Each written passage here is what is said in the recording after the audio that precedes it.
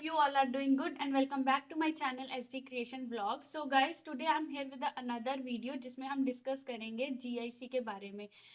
So I suppose most of the people already know that what is GIC, but still there are some confusions कि GIC की जो amount है वो कौन से बैंक में डिपॉजिट करना सही रहेगा और कितनी अमाउंट डिपॉजिट करनी है और कौन सा बैंक जल्दी प्रोसेसिंग कर देता है.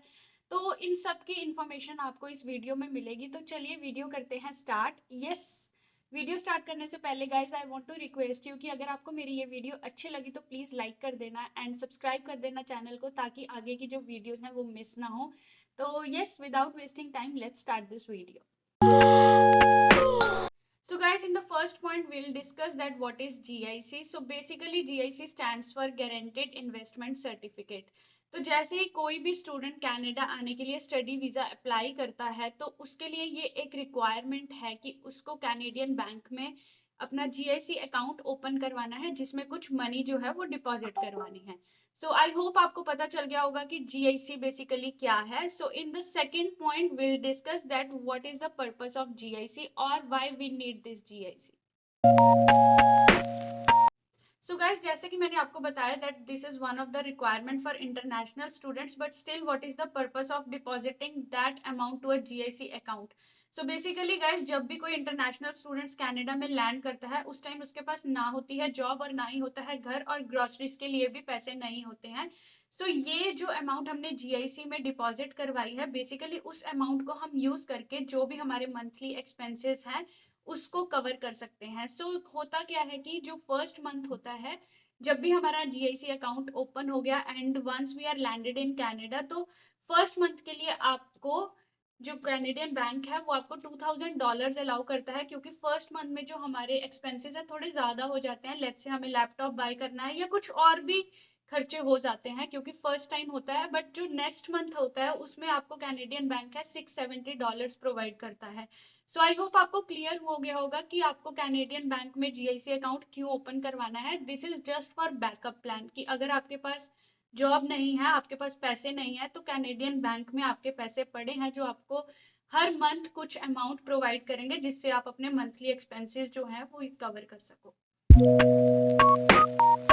So the next is that how much money you need to deposit into Canadian bank in your GIC account. So कितने पैसे हैं जो आपको अपनी कंट्री से डिपॉजिट करवाने हैं कैनेडियन बैंक अकाउंट में, जो कि आपने GIC अकाउंट में डिपॉजिट करवाने हैं. So basically depends upon country to country, but जो कैनेडियन डॉलर्स में हम बात करें तो आपको $10,000 जो है वो आपको GIC अकाउंट में डिपॉजिट करवाने हैं.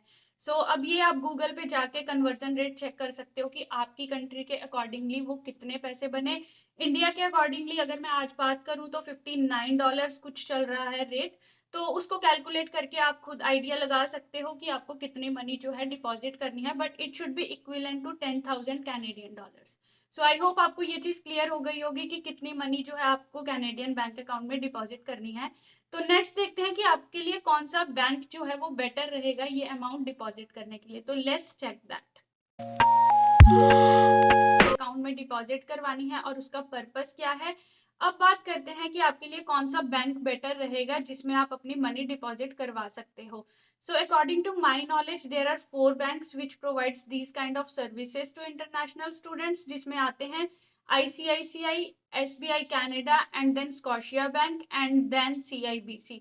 4 बैंक्स हैं जो ये सर्विसेज प्रोवाइड करते हैं इंटरनेशनल स्टूडेंट्स को. But still I would recommend कि अगर आपको ऑप्शन मिलता है तो आप स्कॉशिया बैंक या फिर CIBC में अपने जो मनी है डिपॉजिट करवाएं.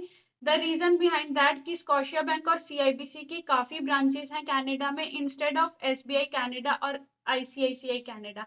इनकी जो ब्रांचेस हैं काफ़ी दूर हैं. जहाँ पे भी आपकी यूनिवर्सिटी है, आई वुड रिकमेंड कि जहाँ पे भी आपकी यूनिवर्सिटी या कॉलेज है या घर है उसके आसपास ही जो आपको बैंक मिले, आप उस बैंक में मनी डिपॉजिट करवाएं. और अगर आपको नहीं पता कि आपका घर कहाँ पे होगा, कहाँ पे आपको वहाँ पे अपार्टमेंट मिलेगा, तो आई वुड रिकमेंड कि आप स्कॉशिया बैंक या फिर CIBC में अपनी मनी जो है डिपॉजिट करवा सकते हो. इनमें थोड़ा सा डिफरेंस है जो कि मैं आपको आगे वीडियो में बताऊंगी, but still here I would recommend कि गो विद स्कॉशिया बैंक और CIBC. सो नेक्स्ट हम बात कर लेते हैं कि स्कॉशिया बैंक की सर्विसेज और सीआईबीसी बैंक की सर्विसेज में क्या डिफरेंस है। मोस्ट कॉमनली दोनों ही बैंक्स जो हैं वो सेम सर्विसेज प्रोवाइड करते हैं इंटरनेशनल स्टूडेंट्स को। जब भी आप कनाडा में लैंड करोगे और अपना अकाउंट ओपन करवाओगे किसी भी बैंक में, तो आपको वो एक क्रेडिट कार्ड देगा और एक डेबिट कार्ड देगा, जिसमें आई वुड रिकमेंड कि जो भी आपके एक्सपेंसेस हैं आप क्रेडिट कार्ड से यूज़ करो। क्रेडिट कार्ड हर जगह पे अपने एक्सपेंसेस के लिए यूज़ करो, बिकॉज इन फ्यूचर आपकी जब क्रेडिट हिस्ट्री अच्छी होगी तो आपको वो काफ़ी जगह पे बेनिफिट देगी। तो क्रेडिट हिस्ट्री के बारे में किसी और वीडियो में डिस्कस करेंगे, बट यहाँ पे मैं आपको बता रही थी कि स्कॉशिया बैंक और सीआईबीसी में क्या डिफरेंस है अगर आप अपनी जो मनी है, जीआईसी की मनी है, वो डिपॉजिट करवाते हैं। तो लेट्स से अगर आप स्कॉशिया बैंक में अपने $10,000 जीआईसी अमाउंट जो है वो डिपॉजिट करवाते हो, तो उसमें आपको एक्स्ट्रा $200 देने पड़ेंगे, क्योंकि स्कॉशिया बैंक की प्रोसेसिंग फीस है $200।